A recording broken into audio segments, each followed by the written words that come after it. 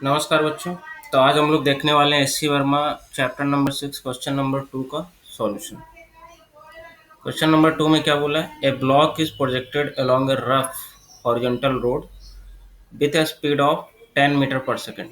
ठीक है, 10 meter per second से प्रोजेक्ट किया गया। बोल रहा है the coefficient of kinetic friction is 0.10, how far will it travel before coming to rest.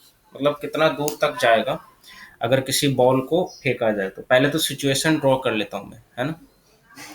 तो यहीं पे मैं सिचुएशन ड्रॉ कर लेता हूँ। कोई बॉल है, इसका जो इनिशियल स्पीड है, इनिशियल स्पीड कितना दिया हुआ है? 10 मीटर पर सेकंड से फेंका गया, ठीक है।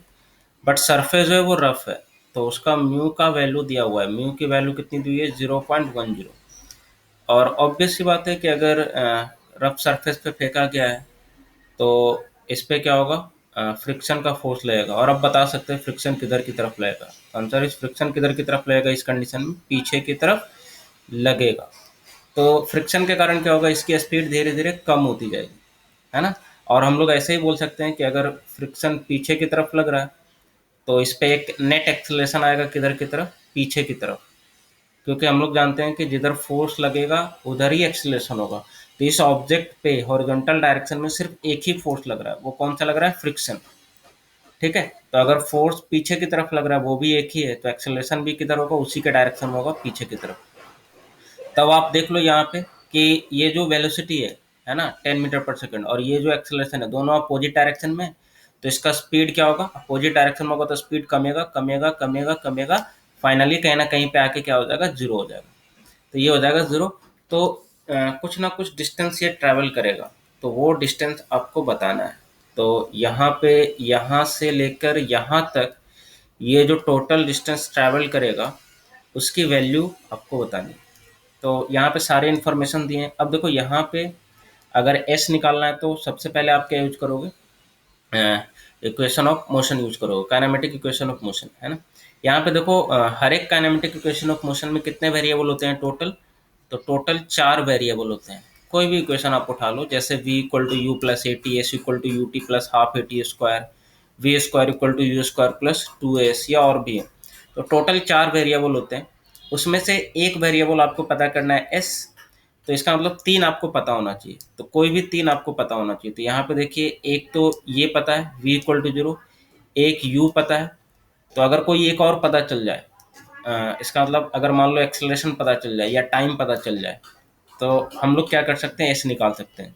तो एस निकालने के पहले सबसे पहले हम लोग कोशिश क्या करेंगे कि कोई एक अदर वेरिएबल पता चल जाए। तो यहाँ पे मैं कोशिश कर रहा हूँ क्या? ए पता करने की, क्योंकि ए आसानी से निकाला जा सकता है। ए आसानी से क्यों निकाला जा सकता है? क्योंकि A is related to what? Friction. तो हम लोग यहाँ पे ऐसे लिख सकते हैं, एक्स डायरेक्शन में, अगर एक्स डायरेक्शन में अगर हम लोग बात करें, अगर हम लोग एनएलएम अप्लाई करें एक्स डायरेक्शन में, एक्स डायरेक्शन में सिर्फ एक ही फोर्स लग रहा है, तो net force equal to, net force friction equal to क्या होगा? M into a. ठीक है। अच्छा, फ्रिक्शन की वैल्यू आप जानते हैं, क्योंकि यहाँ पे ये क्या लग रहा है? काइनेटिक हो जाएगा, है ना। क्योंकि यहाँ पे ऑब्जेक्ट क्या कर रहा है? स्लिपिंग कर रहा है, तो काइनेटिक फ्रिक्शन लग जाएगा। और काइनेटिक फ्रिक्शन की वैल्यू आप जानते हैं, म्यू इंटू क्या होता है? एन। और म्यू के इंटू एन बोल सकते हो। ठीक है। तो यहाँ पे मैं क्या कर सकता हूँ? एफ की जगह पे म्यू इंटू एन लिख सकता हूँ, and that is equal to क्या हो जाएगा? M a. एंड एन की वैल्यू आप बता सकते हो यहाँ पे। तो यहाँ पे आप देखो, अगर वर्टिकल डायरेक्शन में अगर फोर्सेस दिखाओगे, तो एक तो ऊपर की तरफ नॉर्मल फोर्स लग रहा होगा और एक नीचे की तरफ एम जी लग रहा होगा, और तो कोई लग नहीं रहा है। एंड वर्टिकल डायरेक्शन में ये क्या है? इक्विलिब्रियम में। That means N equal to क्या हो जाएगा? M G. डायरेक्टली हम लोग लिख सकते हैं एन इक्वल टू क्या लिख सकते हैं? M g. तो एन की जगह पे मैंने क्या लिख दिया? M g equal to m a. तो ये यहाँ पे क्या हो जाएगा? एम से एम कैंसिल आउट, तो ए की वैल्यू क्या हो जाएगी? Mu G. और ये डेटा आप याद रख सकते हैं, बहुत बार यूज में आता है, लेकिन हमेशा यूज नहीं करेंगे। कब यूज करेंगे? कि जब उस पर सिर्फ और सिर्फ क्या हो? फ्रिक्शन लग रहा हो, है ना। हॉरिजॉन्टल डायरेक्शन में या कोई भी डायरेक्शन में सिर्फ फ्रिक्शन लग रहा हो, तभी हम लोग क्या करेंगे? A equal to mu g use करेंगे, प्रोवाइडेड कि एन की जो वैल्यू होगी वो एम जी के इक्वल होना चाहिए, तभी। अदरवाइज देख लो आप, यहाँ पे अगर मान लो ये इंक्लाइन प्लेन है, मान लो, है ना, कोई ऑब्जेक्ट है वो स्लाइड कर रहा है, और मान लो कि फ्रिक्शन फोर्स पीछे लग रहा है, तो यहाँ पे अब A equal to mu g use नहीं करना है ना। क्योंकि यहाँ पे एन की वैल्यू जो है वो mg के इक्वल नहीं आएगी, n की वैल्यू जो है वो कुछ ना कुछ आएगी, mg cos थीटा या mg sin थीटा, इस तरह से कुछ आएगा। वो डिपेंड करेगा कि आप वैल्यू यहाँ पे कौन सा एंगल क्या ले रहे हो, तो ये आपको ध्यान रखना। तो जब भी ये वाला सिचुएशन हो, हॉरिजॉन्टल वाला सिचुएशन हो, तो वहाँ पे n इक्वल टू, तो ऑलवेज क्या होगा, यहाँ पे mg होगा। अगर सिंगल फोर्स लग रहा है फ्रिक्शन, तो वहाँ पे आप हमेशा शॉर्टकट के लिए a equal to mu g use कर सकते हो। क्वेश्चन नंबर 1 में भी ये वाला सिचुएशन यूज किए थे हम लोग, तो आप डायरेक्टली यूज कर सकते हैं ना, अगर एक लाइन में क्वेश्चन करना चाहते हो।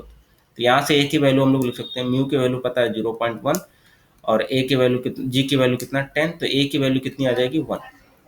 अब 3 पैरामीटर्स पता चल गया। कौन कौन सा पैरामीटर, u आपको पता है 10, v आपको पता है 0, a आपको पता है, तो s आसानी से निकाल सकते हो। फार्मूला आपको सही सही खोजना होगा जो चारों को इंटरकनेक्ट करता है। तो जो चारों को इंटरकनेक्ट करता है वो फार्मूला कौन सा है, v square equal to u square plus 2s। Final speed कितना बोला 0, इनिशियल स्पीड कितना है 10 का स्क्वायर, तो 100 लिख रहा हूँ, प्लस 2a। अब यहाँ पे डायरेक्शन आपको देखना होगा कि अगर मान लो कि अगर आपने इधर वाला डायरेक्शन पॉजिटिव लिया, ठीक है, तो इधर वाला डायरेक्शन क्या लेना होगा आपको, नेगेटिव। तो ये ध्यान में रखना है। तो अगर मान लो इधर वाला मैं पॉजिटिव ले रहा हूँ, ठीक है, और इधर वाला क्या ले रहा हूँ, नेगेटिव ले रहा हूँ, तो उस हिसाब से क्या होगा, ए क्या लिखेंगे बताओ। तो ए को मैं क्या लिखूंगा, पॉजिटिव लिखूंगा। सर यहाँ पे आप यू के बारे में कुछ नहीं लिखा, तो यू के बारे में पॉजिटिव लिखो चाहे नेगेटिव लिखो, कोई फर्क नहीं पड़ता, क्योंकि स्क्वायर है, तो इसलिए यहाँ पे हमको डायरेक्शन से कोई मतलब नहीं था। ये ऑलवेज क्या आ जाएगा, पॉजिटिव। बट ए और एस में डायरेक्शन इंपॉर्टेंट है ना। तो अगर मैं ये वाला जो साइन कन्वेंशन है ये यूज करूँ, तो इस हिसाब से ए को नेगेटिव लिखना होगा। तो ए को नेगेटिव लिख रहा हूँ, तो यहाँ पे क्या लिखूंगा, ए को -1। अच्छा, अब यहाँ पे एस को क्या लिखूं, तो एस को छोड़ दो, जिसको भी आपको पता करना है ना वो छोड़ दो, वो खुद व खुद साइन के साथ आ जाएगा, ठीक है। तो यहाँ पे अब इसको सिंप्लीफाई करो, सिंप्लीफाई करोगे तो क्या आ जाएगा बेटा, ये आ जाएगा 2s इक्वल टू 100। तो this simply s equal to कितना आ गया 50 मीटर। तो s देख लो आपको क्या है, साइन क्या है, पॉजिटिव। तो यहाँ पे आप चेक कर सकते हो s पॉजिटिव ही होगा। तो s देख लो, s क्या होता है, डिस्प्लेसमेंट होता है, और डिस्प्लेसमेंट क्या होता है, इनिशियल से फाइनल, है ना। तो देख लो ये वाला जो लोकेशन है, ये वाला, ये इनिशियल है, और ये जो लोकेशन है फाइनल। तो इनिशियल से फाइनल करो, किधर आया, राइट साइड। राइट साइड आपने क्या लिया, पॉजिटिव, इसलिए s क्या आ गया, खुद ब खुद पॉजिटिव आ गया। तो यहाँ पे आपको साइन कन्वेंशन भी ध्यान देना होगा। तो चलिए इसका जो आंसर आने वाला है निकल कर वो क्या आएगा, 50 मीटर ट्रैवल कर जाएगा। तो यहाँ से कंक्लूजन क्या निकला कि आपको ये वाला जो फॉर्मूला है वो याद तो रखना है, लेकिन कब अप्लीकेबल होगा ये भी ध्यान रखना है। अप्लीकेबल तभी होगा जब एक ही फोर्स लग रहा हो, फ्रिक्शन इस पे, है ना, मतलब सिर्फ फ्रिक्शन लग रहा हो और n इक्वल टू क्या होना चाहिए, mg होना चाहिए, तभी ये फॉर्मूला काम करेगा, अदरवाइज नहीं। चलिए नेक्स्ट मिलेंगे हम लोग क्वेश्चन नंबर 3 में।